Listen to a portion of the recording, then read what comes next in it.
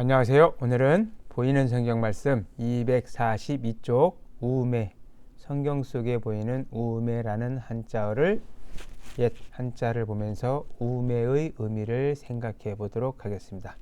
우음에, 먼저 우음에의 옛 한자 모양을 보면 우자나 매자 공이 갑골문에는 보이지 않고 어리석을 우자는 마음 십자가 아래 있어서 마음과 관계되고 위에는 짐승 모양이 있고, 매자는 나릴자가 밑으로 가기도 하고 방으로 있기도 하고 앞쪽 변에 있기도 해서 옛날에는 어떤 부수 위치가 정해지지 않아서 이와 같이 많이 이동도 했지만 소전 시대에 오면서 정리되어서 나릴자는 주로 글자의 앞으로 가게 됩니다. 소전 모양의 나릴자와 안일미자가 들어서 어두울매, 해가 아직 뜨지 아니하였다 라는 모습을 보여주고 있습니다. 그럼 먼저 성경 구절을 보면, 내 상처가 썩어 악취가 나오니 내가 우매한 까닭이로소이다. 내가 우매한 까닭으로 나한테서 악취가 난다 라고 해서 시편에 보이고 있습니다. 시편 38장 5절에 보이는데, 우매라는 말은 어리석을 우, 어두울 매, 똑같이 어리석다 라는 뜻인데, 하나는 해가 있으므로 해가 아직 밝지 않아서 어둡다 라는 뜻으로 쓰이고, 어리석을 우자는 마음 심자가 붙었으므로 사람 마음속으로 어리석은 생각을 뜻해서 우라고 합니다. 그래서 어리석을 우, 어두울 매. 사전에 보면 어리석고 사리에 어둡다 라는 뜻으로 우매를 쓰고 있고, 다른 뜻으로 옳고 그름을 알지 못하고 사리에 어둡다 라고 사전에는 기록되어 있습니다. 한 자씩 자세히 보면 이 우자는 옳고 그름을 분별하지 못하는 원숭이라고 써 있는데, 원숭이를 대표로 썼을 뿐이고, 짐승, 옳고 그름을 분별하지 못하는 짐승처럼 짐승과 같은 마음이다. 그래서 우자, 원숭이 모양을 그리는 우자를 그리고 밑에 마음 심자를 그렸습니다. 짐승처럼 자기 이익만 생각하고 이러한 마음들이 우라고 생각하시면 됩니다. 짐승과 같은 마음이다 라는 뜻에서 어리석다를 뜻하고 있습니다. 그러면 우자는 이 우자는 큰 머리가 있고, 사람의 머리처럼 큰 머리 모양이 이와 같이 있고, 머리 모양이 이와 같이 변해서 원래는 이와 같은 모양으로 쓰는데, 이 모양들은 후대에 전부 다 밭전자 형태로 변해갑니다. 숨구멍 신자라고 하는 글자가 있는데, 이와 같이 숨구멍 신자는 후대에 전부 다 밭전자 모양으로 변해가고 있는데, 이 숨구멍 신자는 전부 다 머리를 뜻하는 글자입니다. 머리가 크고 짐승 발자국 요자는 원래 짐승 발자국과 관계가 없고, 긴 꼬리나 긴 자루를 가진, 자루를 손으로 잡은 모양에서 이 모양이 변해서 짐승 발자국 유자처럼 변합니다. 그래서 이 짐승 발자국 유자는 긴 자루 구라고 공부하시면 짐승 발자국 유자가 들어가는 글자들을 이해하는 데 도움이 됩니다. 아무튼 지금은 누구나 다 짐승 발자국 유라고 하니까 큰 머리에 긴 꼬리를 가진 어떤 짐승을 나타내서 그러한 원숭이를 뜻한다 라고 하는 글자가 우자입니다. 원숭이 우자가 되고, 심은 사람의 심장 모양입니다. 다시 말해서 여기에서 어리석을 우자에서 보이는 위의 밭전자는 밭이 아니고 정수리 신자의 변형입니다.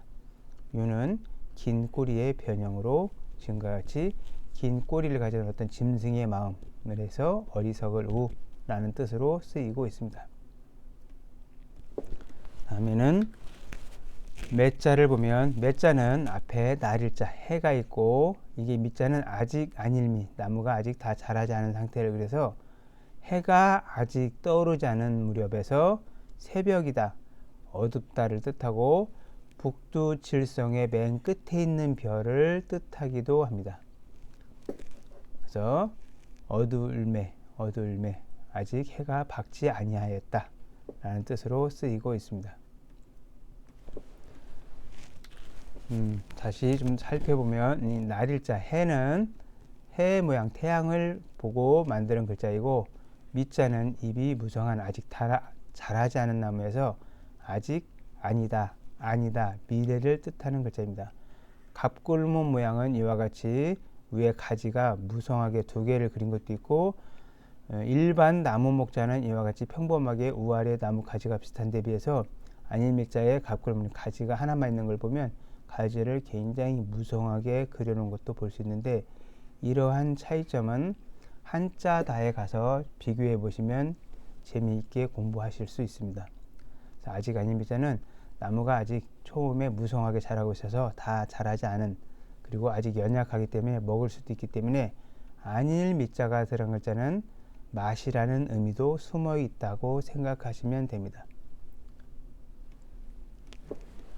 전체적으로 보면 우매라는 말은 사리 분별을 하지 못하고 옳고 그름도 모르는 걸 뜻하는데, 성경에는 탐욕이 지혜로운 자를 우매하게 하고 뇌물이 사람의 명철을 망하게 한다 라고 했습니다. 그래서 아주 훌륭하고 똑똑한 사람도 욕심을 부리면 우매해지고, 어떤 뇌물, 돈과 관계돼서 사람이 밝음을 흐리게 한다. 사람의 어떤 이익과 관계돼서 사람이 흐리게 된다라고 말하고 있습니다.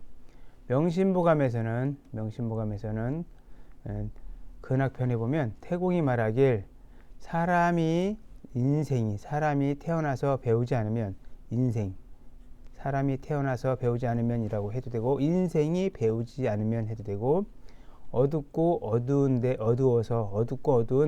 밤에 가는 것과 같다. 밤길을 가는 것과 같다. 그래서 배우지 않으면 보이지 않고, 보이지 않으면 알지 못하고, 알지 못하면 우매해집니다. 그래서 명심보감 구절에서는 이와 같이 썼는데, 어떤 사람들은 대개 이 부분을 보면서 공부의 무서움을 알았다고 라고 말을 하는 사람도 보았습니다.